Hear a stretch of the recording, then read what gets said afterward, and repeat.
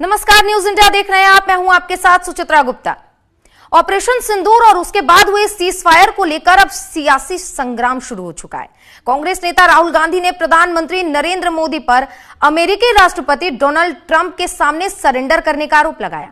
राहुल गांधी कल भोपाल में थे, गए तो थे वो कांग्रेस के कार्यक्रम में शामिल होने के लिए, लेकिन उन्होंने वहां जाकर ऐसा बयान दिया जिस पर अब सियासी घमासान मचा हुआ है। राहुल गांधी ने पीएम मोदी पर तंज कसते हुए आरोप लगाया कि नरेंद्र ने सरेंडर कर दिया।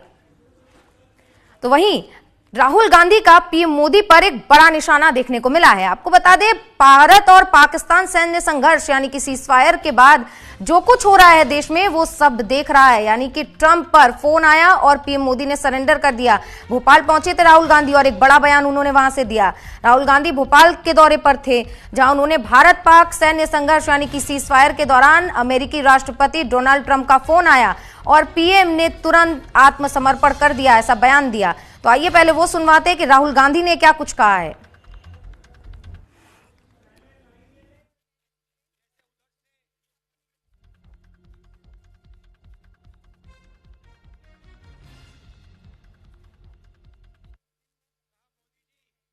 जैसे उधर से ट्रंप ने एक इशारा किया, फोन उठाया, कहा मोदी जी क्या कर रहे हो?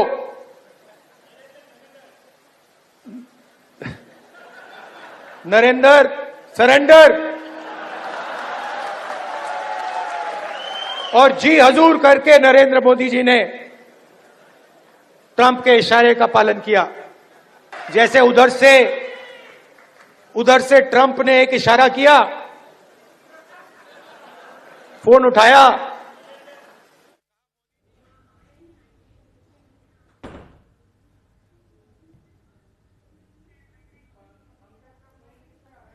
तो राहुल गांधी को सुना अभी आपने, उन्होंने कहा नरेंद्र और सरेंडर। वहीं सीजफायर को लेकर सियासी संग्राम में कांग्रेस ने पीएम मोदी पर यह गंभीर आरोप लगाया।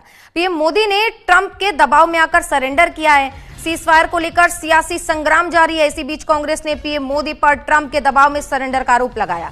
और इसके पहले आपको बता दें कि इसे लेकर पवन खेड़ा ने एक प्रेस कॉन्फ्रेंस किया और प्रेस कॉन्फ्रेंस में पवन खेड़ा ने कई अहम बातें बोली है। पहले राहुल और अब पवन खेड़ा ये बातें बोलते हुए नजर आए हैं। तो सीज फायर को लेकर सियासी घमासान मचा हुआ है और राहुल गांधी का बयान आता है और उसके बाद आज पवन खेड़ा भी प्रेस कॉन्फ्रेंस करते हैं। पवन खेड़ा ने क्या कुछ कहा है, पहले आपको वो भी सुनवा देते हैं। तो आपने देखा जो हमारे बेचारे भक्तजन हैं, पिछले 11 साल से एक पिक्चर बना रहे थे अपने हीरो की, मुकद्दर का सिकंदर। पिक्चर बन गई। पिक्चर बनने के बाद जब निकल कर आई, वो निकली नरेंद्र का सरेंडर। मुकद्दर का सिकंदर तो पता नहीं कहां गया।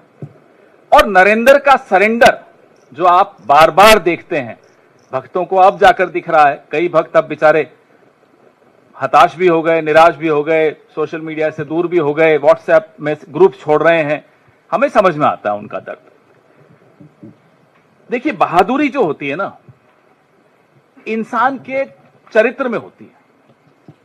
उसका कोई इंजेक्शन नहीं होता, कोई दवाई का डोज ले लिया, बूस्टर शॉट ले लिया, ये सब नहीं चलता। बहादुरी तो अगर है तो है, नहीं है तो नहीं। तो ये भक्तों के सरेंडर में बहादुरी बिल्कुल नहीं दिखेगी।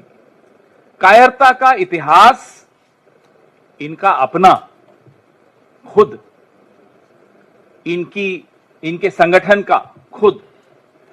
जब इतिहास ही कायरता का है और ऐसा व्यक्ति अगर देश की बागडोर संभालता है तो देश का भविष्य खतरे में पड़ता है। वर्तमान में आपको सामने दिख रहा है। 10 मई की दोपहर को जब हमारी बहादुर सेना ने पाकिस्तान की गर्दन दबोच ली थी, हावी हो गई थी, अचानक फोन आता है ट्रंप साहब का, जैसा भी आपने राहुल जी को सुना। और फोन आकर बोला जाता है, नरेंद्र जी सरेंडर कर लीजिए। कड़क आवाज में बोला होगा, ये हमें पूरा भरोसा है। और यहां से तो ये पवन खेड़ा को सुन रहे थे आप, जिन्होंने राहुल गांधी के बयान का समर्थन किया और कहा कि कॉल आता है नरेंद्र जी को और वो सरेंडर कर देते हैं। अब राहुल गांधी के सरेंडर वाले बयान पर बीजेपी ने पलटवार किया है।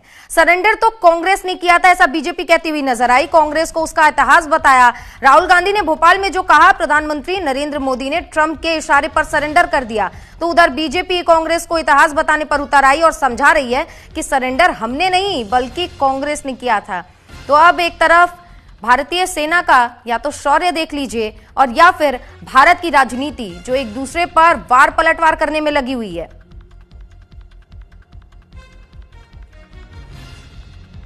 एक तरफ विपक्ष सरकार के साथ होने की बात करता है, दूसरी ही तरफ सवाल खड़े कर रहा है, यानी कि सेना के शौर्य पे सवाल खड़ा कर रहा है और बार बार सीजफायर को लेकर किस तरीके से बवाल मचा हुआ है ये देखने की बात है। क्योंकि सीजफायर होने के बाद से लगभग 1 महीने अब होने वाले हैं, लेकिन देखिए ये सियासत खत्म होने का नाम नहीं ले रही है।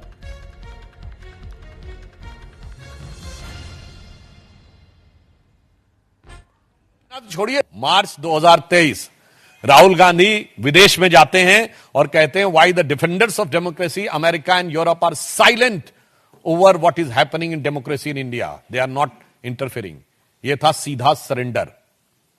अब आप आइए, 15 जुलाई 2011 को राहुल गांधी कहते हैं it's impossible to stop terrorism. यह था टेररिज्म के आगे सरेंडर।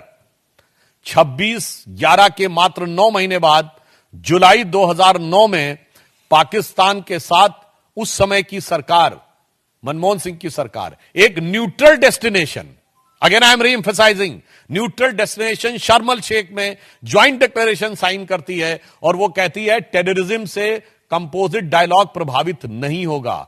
यह था टेररिज्म की मानसिकता के साथ सरेंडर।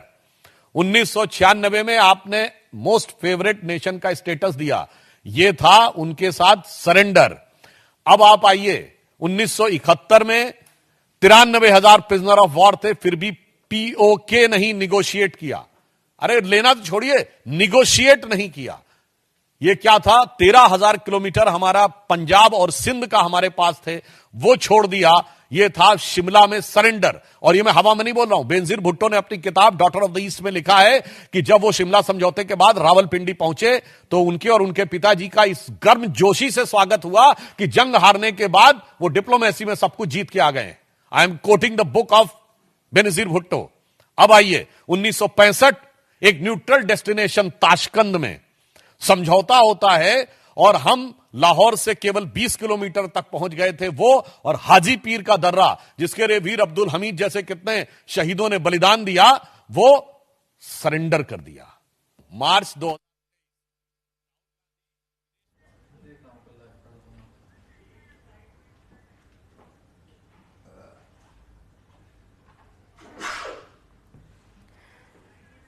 तो सुधांशु त्रिवेदी को सुन रहे थे आप, जिन्होंने कांग्रेस को इतिहास बताने का काम किया है कि 1996 में भी क्या किया गया, जब 2008 में 26/11 का जब हमला किया गया था मुंबई पर, उसके 9 महीने बाद किस तरीके से एक डेजिग्नेशन को लेकर साइन किया जाता है।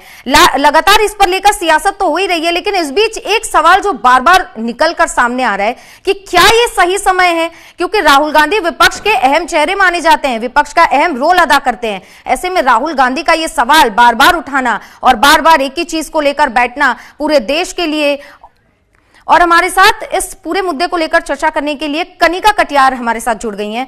कनिका, जिस तरीके से राहुल गांधी बयान देते हैं उसको लेकर आज पवन खेड़ा भी उसका समर्थन करते हैं और बीजेपी भी अब पलटवार करती हुई नजर आ रही है, लेकिन अहम सवाल यहां पर है कि जब ऑपरेशन सिंदूर की सफलता को लेकर पूरी दुनिया में डेलीगेशन भेजे गए और ऑपरेशन सिंदूर अभी भी जारी है, ऐसा सरकार भी कह चुकी है, विदेश मंत्री भी कह चुके हैं, तो राहुल गांधी विपक्ष का जो अहम चेहरा है, एक रोल अदा कर रहे हैं, ऐसे में क्या यह सही समय है, राहुल गांधी ऐसे सवाल खड़े कर रहे हैं, ऐसे तंज कसते हुए सरकार पर नजर आ रहे हैं?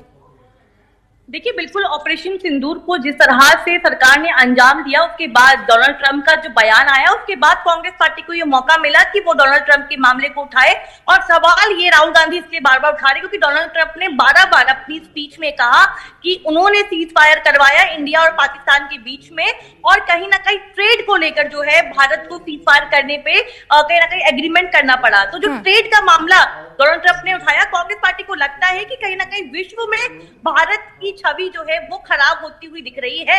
लेकिन लगातार कांग्रेस पार्टी जो है इस मुद्दे पे जो है लगातार सरकार को और प्रधानमंत्री को घेरती हुई नजर आ रही है। कल राहुल गांधी ने कहा कि नरेंद्र ने सरेंडर कर दिया एक फोन कॉल पे, तो उसके बाद लगातार बीजेपी के तमाम जो नेता हैं वो कांग्रेस पार्टी का इतिहास बता रहे हैं और खासतौर पे नेहरू की बात हो, इंदिरा गांधी की बात हो, उन तमाम पहलुओं का जिक्र किया जा रहा है। लेकिन सवाल बिल्कुल आपका सही है कि ये ऐसा मुद्दा है जिसमें कहीं ना कहीं देश के साथ जो है खड़े होने का सवाल जो है वो सबसे पहले आता है। कांग्रेस पार्टी ये कह रही है कि जो सवाल कांग्रेस पार्टी पूछ रही है उसके लिए विशेष सत्र की जो मांग कर रही है, ओपोजिशन की बातों को सुनना चाहिए, विशेष सत्र बुलाना चाहिए और ताकि इस बात पे चर्चा हो सके। लेकिन आज पवन खेड़ा ने एक चीज स्पष्ट कर दी कि सवाल तो हम पूछते रहेंगे जब तक जवाब नहीं मिलेगा, लेकिन जहां देश की बात है कांग्रेस पार्टी पूरा विपक्ष जो है वो सरकार के साथ है। आपको याद होगा जब ऑपरेशन सिंदूर को अंजाम दिया गया तो कांग्रेस पार्टी बल्कि तमाम जो विपक्ष की पार्टी है, असदुद्दीन ओवैसी ऐसे लोग जो है उन्होंने सरकार का समर्थन किया और कहा कि ऑपरेशन सिंदूर जो है पाकिस्तान के खिलाफ एक बड़ी मुहिम है,